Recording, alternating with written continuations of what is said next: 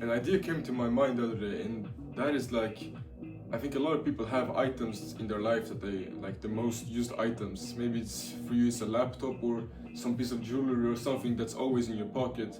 And I wanted to apply that to clothes because I have pieces that I use every day and that I gravitate towards. So today I wanted to kind of mix in to show you the pieces that I use most of all, that are made by me, and maybe some pieces that are not made by me, but I can't live without them, you know, I use them every day, so yeah. As the first and I would say most used item in this video are these Dwar Academy sweatpants that I designing and created myself. They are not manufactured by me, but they are fully designed by me and printed by me also. These are inspired by, I would say, really like grungy streetwear style, but something from like the Soviet, you know, I took a lot of inspiration from outdoors training. I tried to design something that you can wear while going to an outdoor gym, and yeah, really like brutalistic, you know, the gray color. I really enjoyed like the motif as well. You can see on the waistband there you have raw edges, and the same with the leg opening. It's also very raw. I even cut it a bit shorter because I kept getting mud and dirt on them when I worked out in them. But I work out in them, like I said, I use them here at home, and I just, if I need to run and make some quick errands, I use them as well. This whole set is meant to be like a free piece, so the short sleeve underneath, I will show it more later, but to pair the sweatpants with something, you have the top, and this is the sweatshirt that is a little bit cropped, drops shoulders and elongated arms. And as you can see, this took me like 5 tries to get it right, like 5 samples, but finally I got the effect that I wanted. This is my uniform for working out. I got really inspired from, like I said, calisthenics in the Soviets, in Russia, like body work and body weight work, and yeah, just someone that looks like an athlete, and yeah.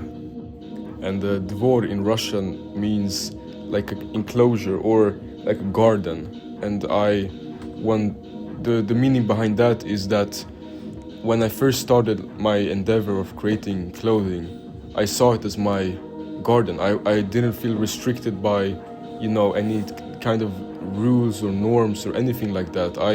I saw it as my own playground, because Dvor in Russian, it could be like the garden that you play at. It could be the garden where you know, plant things, and it could also be a garden that is protected with fences and barbed wire, you know, like a garden. And yeah, for me it has a lot of like meaning in that sense. That is why it's called the Dwar, an academy, just because it's sportswear. Dwar Academy is something with sportswear, you know. It's Dvor will always be a part of my creative direction, but the academy part is just because it feels like it feels kind of dehumanizing in a sense. You kind of feel like a soldier, and I wanted to recreate that. Moving on to a piece that I could say I use it almost every day. It's this Norwegian military long sleeve that is, as you can see, I tuck it in because it has a very long body and really short arms, and it's a military garment. It's used to keep soldiers warm. Basically it's meant to be like a long john, and it is reversible because the design that I made is on the inside.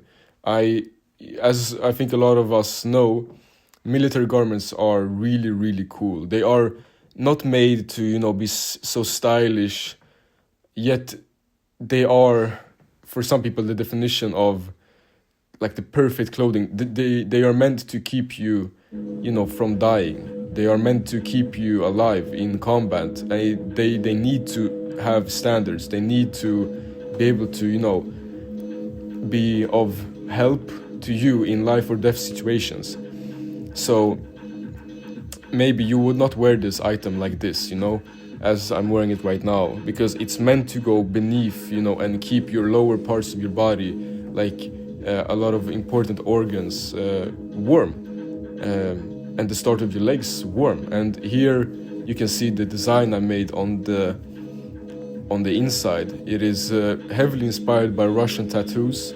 That's kind of the whole meaning about it, that like it being a military garment, and then when you flip it, you know, inside out, you have these criminal tattoos from the underworld, like you are doing like a sentence, because the motif behind this was you never know how someone is on the inside, and everyone just seems normal, but a lot of people's tattoos, you know, tell people who you are. And I think the design of them is really cool. It's really unique. Like, I don't really like, you know, criminal tattoos that much, in the sense like if you see a lot of stuff in the US or, you know, in the South America, but the Soviet and the Russian like style is so appealing to me.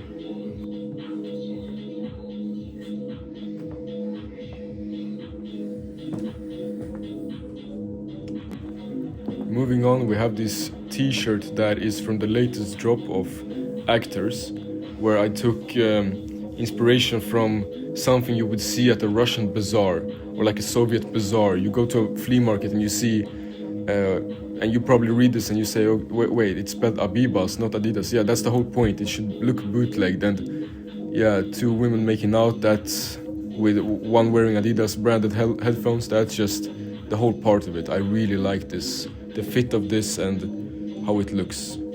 I love it.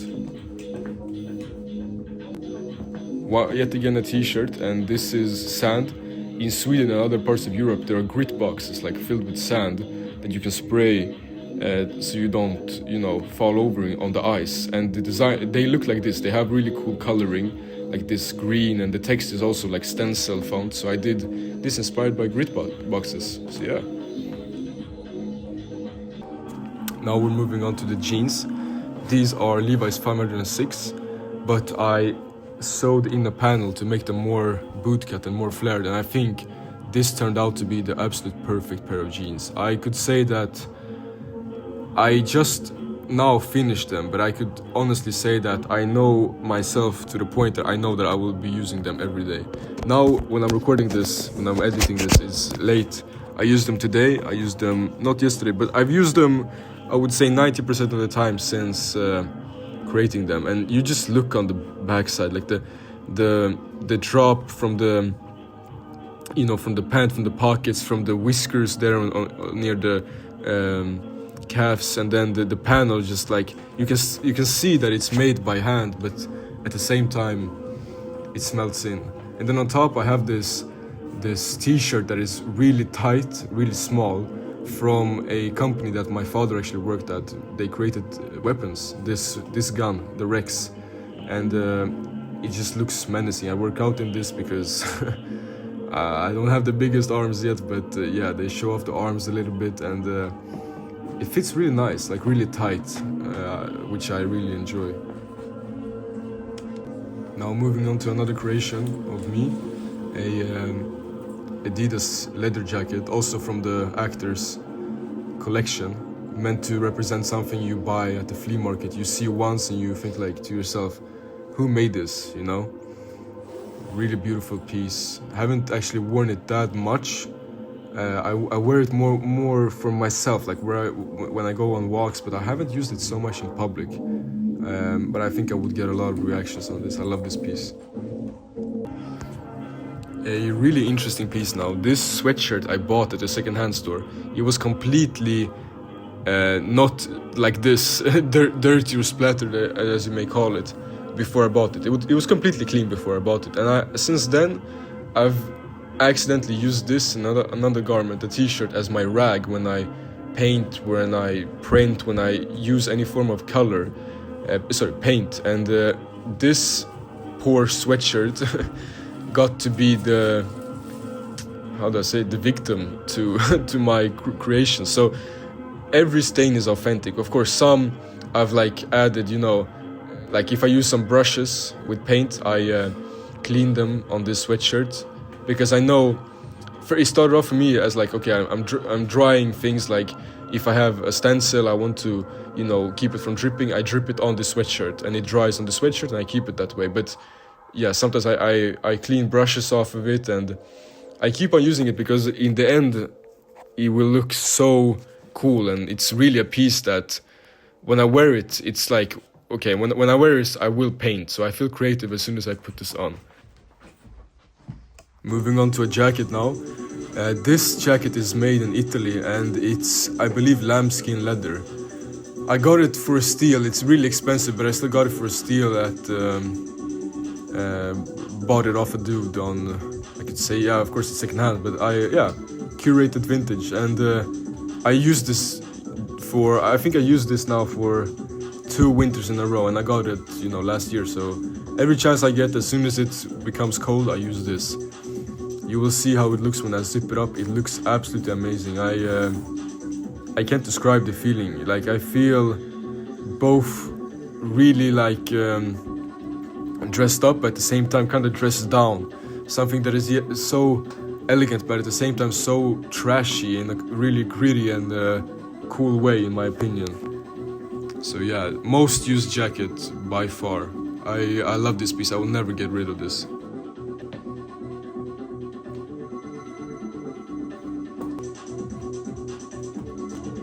And now this poor garment has been used as my grandpa sweater, if you want to call it that. As soon as I wake up and it's cold, or I'm making food, or I'm doing something on the computer at home, I use this. I never wear this thing, you know, at school or just going out, maybe on a walk. But this Columbia zip up is fleece, and it's really like, you know, it has some paint on it, and yeah,